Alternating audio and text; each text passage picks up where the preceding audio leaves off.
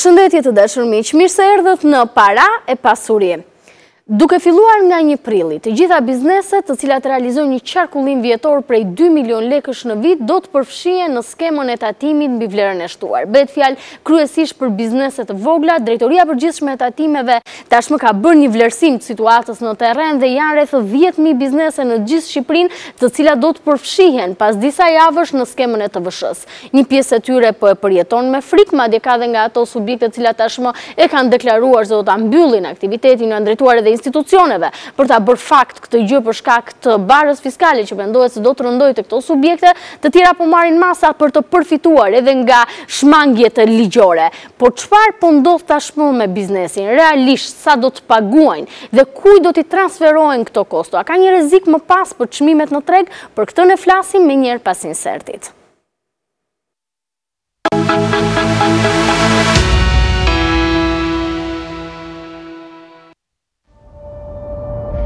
Duke filluar nga 1 prilli, bizneset me qarkullim 2 milion lek, të konsideruara edhe si të vegjël, do të përfshihen në skemën e tatimit mbi vlerën e shtuar. Sipas të dhënave të Drejtorisë së Përgjithshme të Taksave, janë 9.910 biznese në të gjithë Shqipërinë që do të paguajnë TVSH muajin e ardhshëm. Rreth 4.500 biznese, ose 46% e totalit të atyre që do të përfshihen në skemën e TVSH-s, janë në Tiranë. Në vend të dytë është Durrësi me 12% të totalit, pasuar nga Fieri me 9%. Kuksi ka edhe numrin më të ulët të bizneseve të vogla që do të përfshihen në TVSH, me vetëm 1% të totalit ose 99 subjekte. Por përfshirja e kësaj kategorie biznesi në TVSH nuk po kalon pa lënë gjurmë. Një pjesë e tyre kanë filluar të gjejnë forma për ta shmangur. Shumë të tjera kanë ulur qepenat dhe kanë mbyllur aktivitetin, të sigurt që nuk e përballojnë dot një barë të tillë fiskale. Shqetësimi i ngritur nga ekspertët kontabël mbështetet nga administrata tatimore. Vetëm pak ditë më parë, Drejtoria e Përgjithshme e Tatimeve bëri të ditur se është konstatuar një shtim i numrit të aplikimeve pranë qendrës kombëtare të biznesit për çregjistrim apo pezullim të aktivitetit nga tatimpagues që janë penalizuar për shkelje të ndryshme nga tatimet, që kanë ndryshuar përgjegjësinë tatimore, si dhe tatimpagues, të cilët për herë të parë hyjnë në skemën e TVSH-s dhe regjistrime të menjëhershme në po të njëjtën njësi nga persona të lidhur me tatimpaguesit që e zotëronin më parë këtë aktivitet. Drejtoria e Përgjithshme e Tatimeve ka paralajmëruar se të gjitha këto biznese janë të evidentuara dhe nuk do të shpëtojnë nga përfshirja në skemën e TVSH-s. Ndërsa shtimi apo jo i kostove për biznesin e vogël që do të përfshihet në zinxhirin e tatimit mbi vlerën e shtuar është një çështje që ha diskutim, për faktin se TVSH është një taks që e paguan konsumatori në çdo mall që blen. Ajo që është e sigurt është shtimi i procedurave burokratike për këtë kategori tatim paguesish. Atyre do t'ju duhet tashmë të bëjnë deklarimin në afat të TVSH-s, përveç procedurave të tjera të taksave. Për ta bërë sa më të zbutur këtë proces, duke filluar nga dita e sotme, administrata tatimore do të nisë trajnimet, që do të realizohen nga drejtoritë rajonale tatimore.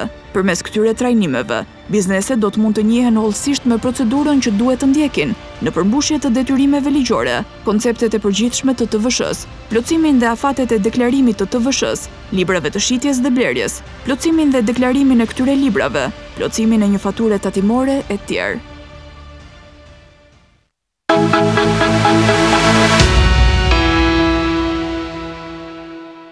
Jam në studio me zotin Artur Papajani, është konsulent fiskal pranë biznesit. Mirë se erdha. Mirë se gjeta.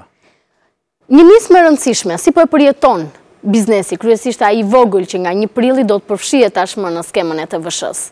Grafiku numër 1 të lutem në led regjia. Si po e përjeton biznesi? Kam përshtypjen që po e përjeton në bazë të këtyre përqindjeve që edhe ju keni vendosur shumë bukur në këtë tabelë, domethënë në Tiranë po e përjeton më tepër dhe në Kukës më pak. Pra varet nga ku janë të shpërndar bizneset. Në fakt, grafikisht, zoti Papajani, kriteri është 2 milion lek qarkullim në vit. Totali, sipas Drejtorisë Përgjithshme të Tatimeve, janë 9.910 biznese dhe afati është nga 1 prilli.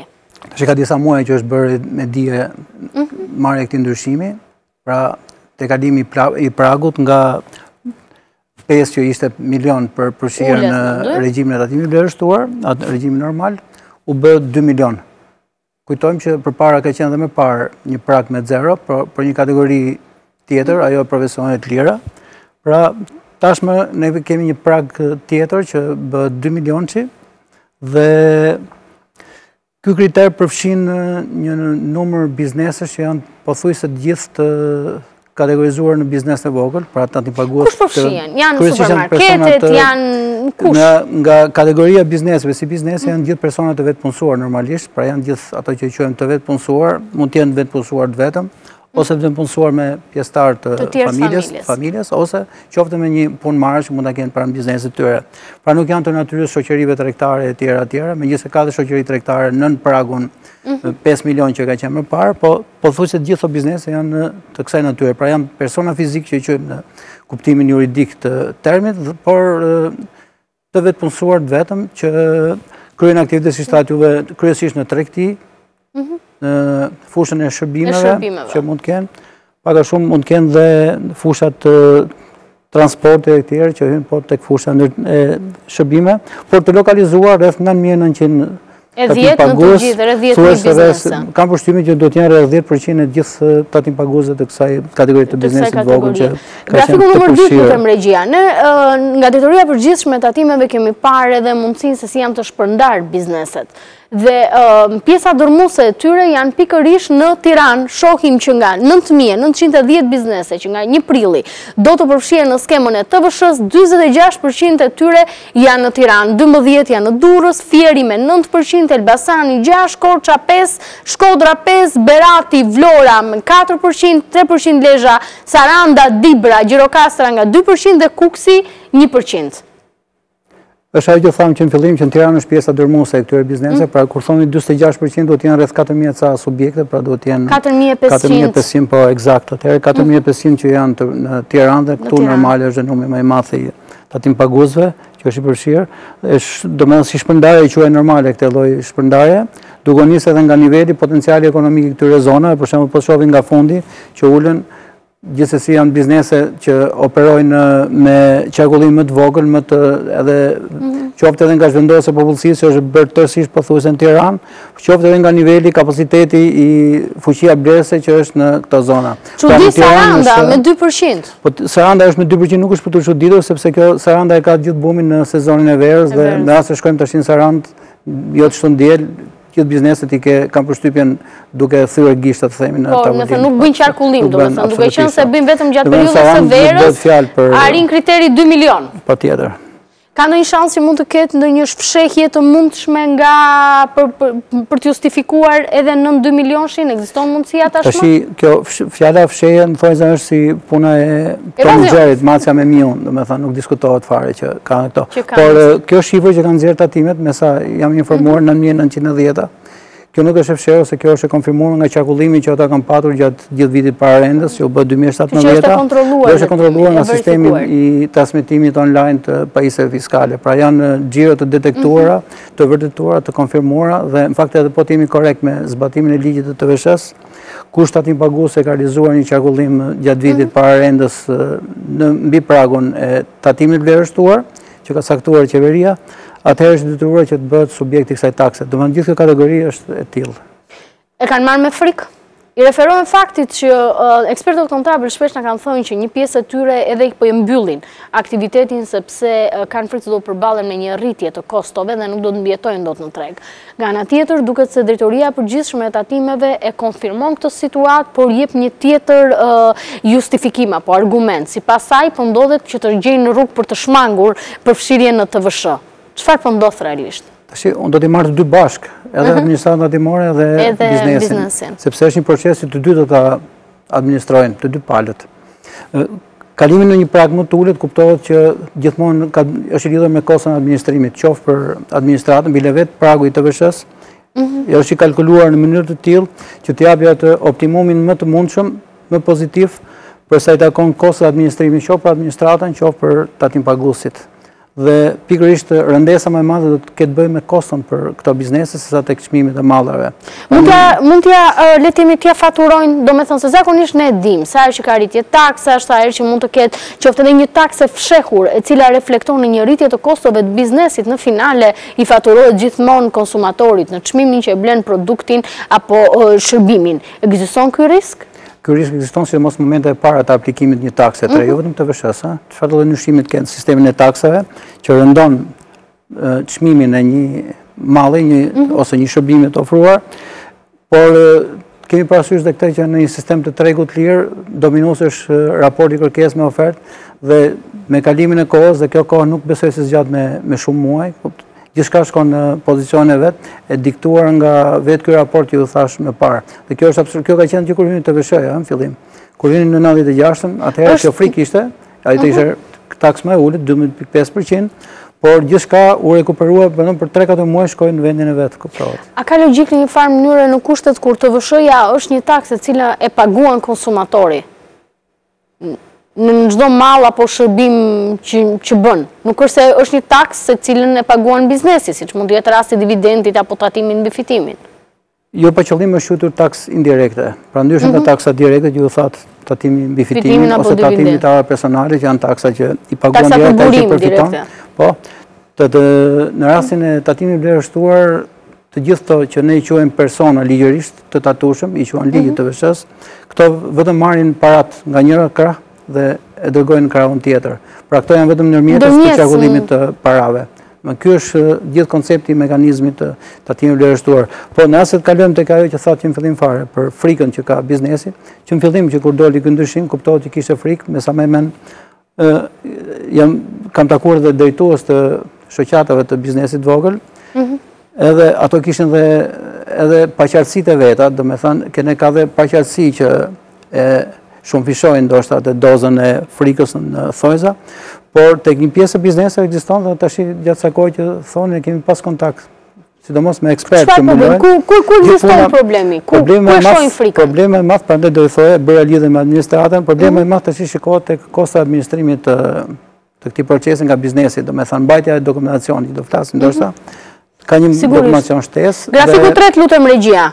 Në fakt kemi bërë grafikisht se kush është dokumentacioni i shtesë të cilën biznesi i vogël duhet ta ketë, duke filluar nga 1 prilli. Janë libri i blerjeve, libri i shitjeve dhe deklarata e TVSH-s.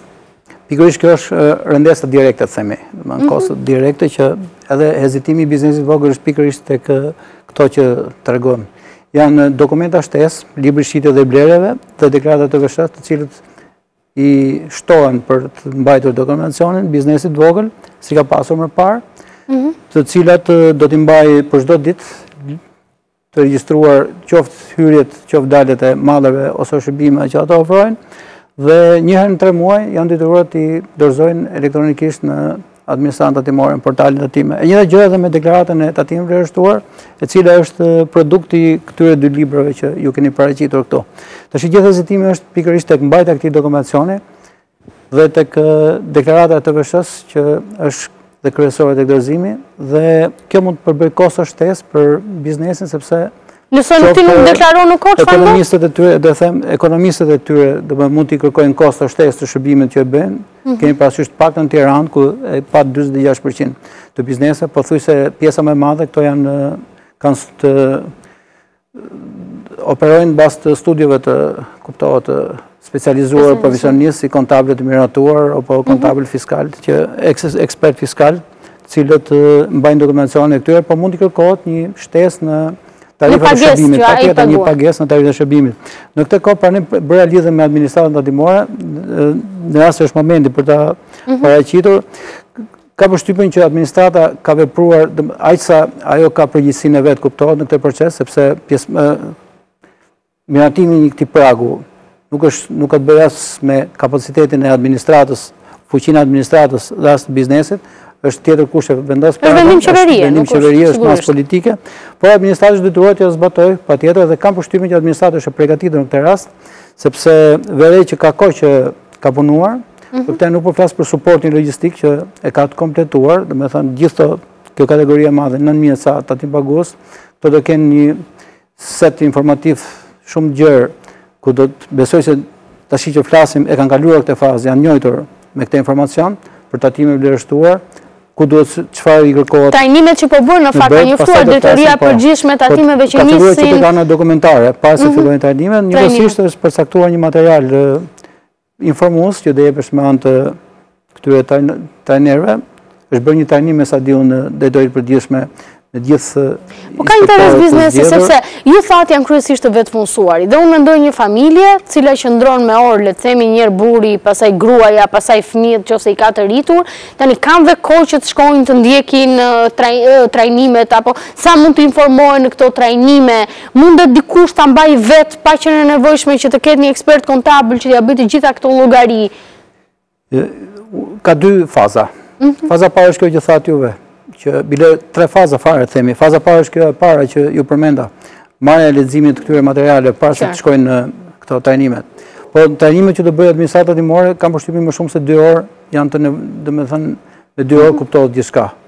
Për një përgatitje mesatare të personit, domethënë që aq më tepër që tek neve kam përshtypjen që edhe këto që merren vetë punësuar mund të kenë 2 diploma të gjithë, siç janë bërë diplomat e universiteteve. Problemi është sa kuptoj se diplomat të ketë ai po. Po them që janë materiale të thjeshta dhe 2 orë mund t'i kushtojë që nuk besoj që sepse aty kam përshtypjen do jepet edhe me video demonstrimi se si mund ta realizojnë në mënyrë më të konkretizuar që ta kuptojnë dhe shpejt. Por kryesore është që unë pjesën më decizive se procesi thash është politik, është vendosur, se ka ndorë biznesit, u morë kjo masë, u morë vesh tash, edhe administrata është detyruar të zbatojë, punë zbatohet sa më mirë, dhe kryesorë në qëjtë bile datën nga data 1 korrik deri në 14 korrik, nëse do t'jetë data 14 korrik data e dorëzimit të deklaratës finale, se mund t'jetë data 20 me sa kam gjuar. Pra, momenti që do dorëzojnë deklaratat. Kjo është periudha decisive, do me thënë që këtu kërkohet, do me thënë që administratat timore do një angazhim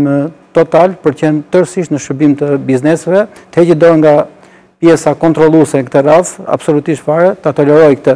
Të lej ta bëjnë me vetë deklarim në një farë mënyrë? Me vetë deklarim dhe t'i afroj shërbimin pranë sporteleve të saj. Në sporteleve të administratës, ato ditë duhet jenë të gjitha në dispozicion të kësaj kategorie. Kush do biznes, që nuk është në gjendje që ta plotësoj këtë deklarat vetë, ose nuk dëshiron që shkojë tek zyre. Mund të shkoj tek tatimet, le të themi zyrtar gjithë të plotësojnë. Në part jam mësojnë ato me dorën e vet si ta plotësojnë. Në rast se nuk dorëzohet në kohë?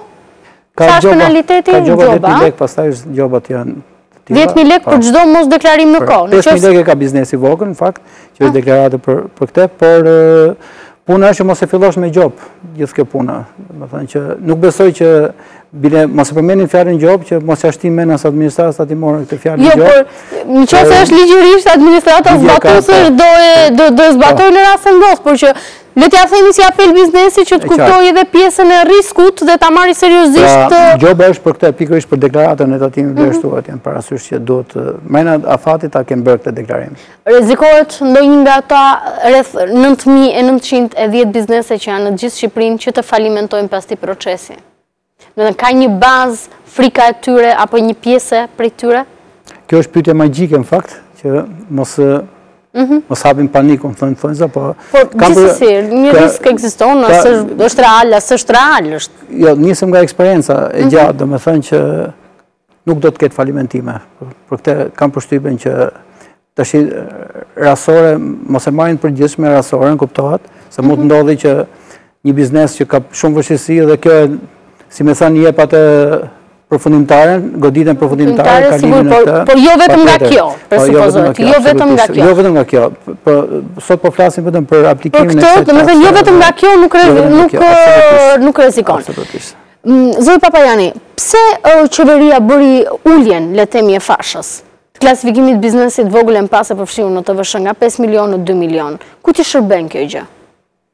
Në fakt, unë dhe përgjigje indirekte, sepse direkte duhet e bëni qeverisë, ajo e bëri. Jo, po ju them si ekspert më tepër për të kuptuar, sepse u ndërmor në kuadrin e luftës anti-informalitet. Si ndihmon kjo gjë? Kjo është kërkesë e hershme që është bërë në Shqipëri, qoftë nga ekspertët, qoftë nga biznesi, sidomos biznesi i madh. Edhe i shumë i madh, edhe biznesi i madh, për ato që shesin me shumicë, kuptohet. Doli nga informaliteti, sepse janë bërë 2 aksione informaliteti, ose lëvizje informaliteti, thash dhe e përsëri se kam thënë dhe tjetër duke ju që fjala aksion duhet hiqet nga fjalori i tatimeve shqiptare, absolutisht rrezikshme bile. Por këto lëvizje që u bën për formalizimin e bizneseve, tregon një aspekt ishte që pothuajse rrjeti i shërbimit me pakicë, që ne kemi sot biznesi i vogël, janë të shmangur nga ato kriteret bazë të mbajtjes së dokumentacionit të dhëna, duke qenë që tek marrja e faturës tatimore të një malli, pra gjithçka bëhet në mënyrë të lirë, pas një lloj, sepse ju e dini që ato nuk kanë as tatim të thjeshtuar mbi fitimin, e kanë të zeruar, dhe duke qenë të përjashtuar nga pothuajse pagesat e këtyre taksave që janë, nuk arrita akoma ajo kulturë që vetë këto pavarësisht detyrimeve që mund të ketë deklarative ose për paguar, të bizneset ta bëjnë një gjë të tillë. Pa tregoj kjo periudhë tregoj që kishte shumë mangësi në këtë aspekt. Pa fol pastaj për ato të paregjistruarit fare, po them informalitetin në shkallë tjetër, pak më sofistikuar ai që ka bënë me mbajtjen e dhëna, unë regjistroj, jam i rregullt, regjistroj dhe punësuarit, por nuk mbaj asnjë letër. Po kjo ka pasojë gjithë ke biznesi. Kjo pritet ta rregulloj letemi zinxhirin, domethënë të marrin faturën nga të mëdhenjt. Po teorikisht është ndër masat që rekomandohet. Rekomandohet dhe gjithmonë, po thash, gjithmonë kjo lidhet me këllçet që ka shteti vetë për t'i administruar. Kjo është pragu, pikërisht llogaritja e pragut që fiksohet do jetë në këtë pikë, ka të bëjë vetëm me administrim, me mundësinë administruese që ka shteti vetë me anë të administratës fiskale. Kush përjashtohet nga 2 milionshi? Domethënë, në 2 milion tani kush janë biznesi vogël? Në 2 milion janë... Kush përfshihet tani? Po këto që i kemi sot, këto shumë fishat e kësaj 10 mishit, janë akoma tatim pagues në 2 milion që i shpëtojnë, sepse u bërë diskutimi publik. Biznese, po këto janë të identifikuara, këto 10.000 që ju keni parë, këto janë identifikuar që kanë kaluar qarkullimin. Po këto lloj bizneses do operojnë dhe 0 deri në 2 milion. Zejtarët, se mbaj mend që u bë një diskutim i madh publik, që do ishin zejtarët, nuk do ishin, qeveria premtoi që nuk do i përfshinte. Edhe ne kam dëgjuar këtë që është thënë për këto, por në akt nënligjor, përjashtimi për këtë kategori nuk ka dalë. Kështu që i bie që të jenë të përfshirë tek 2 milionë të përfshirë. Në rast se nëse do arrin të... Qartë. Grafiku nr. 4, lutem regjia. Zot Papajani, kam bërë grafikisht e curinë e tatimit mbi vlerën e shtuar. TVSH ndryshe. Në total, TVSH, sepse ne dim blidhet edhe në tatime, blidhet edhe në dogana, 2016, 131.3 miliard leka që në total, në 2017, 139.3 miliard, në rritje ndërsa parashikimi për këtë vit është 150.7 miliard leka. Rritja nga mendon do ri nga qarkullimi, apo mund të kenë ndikim edhe përfshirja 10.000? Shiko, kjo shifër që keni marrë juve, kjo është TVSH së paguar në Shqipëri në fakt, por... Po, e thashë në tatime dhe në dogana. Kjo është TVSH totale, pra kjo ka dhe TVSH në import. Import, po pra, kam thënë në dogana. Pjesa më e madhe, po tatime dhe shumë bukur, pjesa më e madhe, është rreth 60-70% në kësaj mund të jetë gjitha TVSH që mblidhet në import në dogana. Në dogana pjesa durmose. Kjo është karakteristikë gjithmonë e vendeve që janë në zhvillim, e vendeve të varfra, dhe me vendeve botës tretë, cilët pothuajse tërë ekonominë kanë të varur nga importi. Këtu dominon kjo.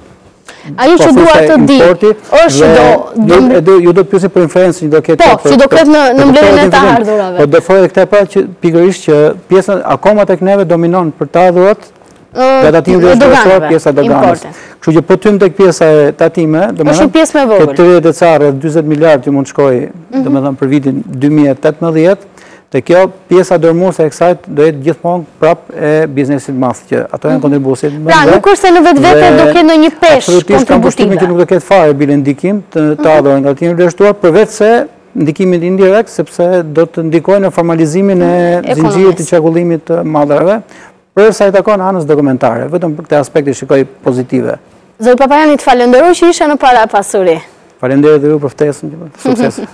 Faleminderit dhe ju të dashur miq që na ndoqët. Bashkë do të shihemi sërish të mërkurën me një çështje gjithashtu shumë të ndjeshme për të gjithë. Nga 1 prilli nuk përfshihen vetëm bizneset e vogla në skemën e TVSH-s. Një tjetër ndryshim ligjor do ndodhë dhe do të prek padyshim jo vetëm bizneset, por edhe qytetarët. Bëhet fjalë për taksën e pronës, e cila ndryshon, do të bëhet mbi bazë vlere dhe nga 1 prilli gjithë ne do e paguajmë në faturën e energjisë elektrike. Të mërkurën në rubrikën Para e Pasurinë diskutojmë për këtë çështje. Mirupafshim.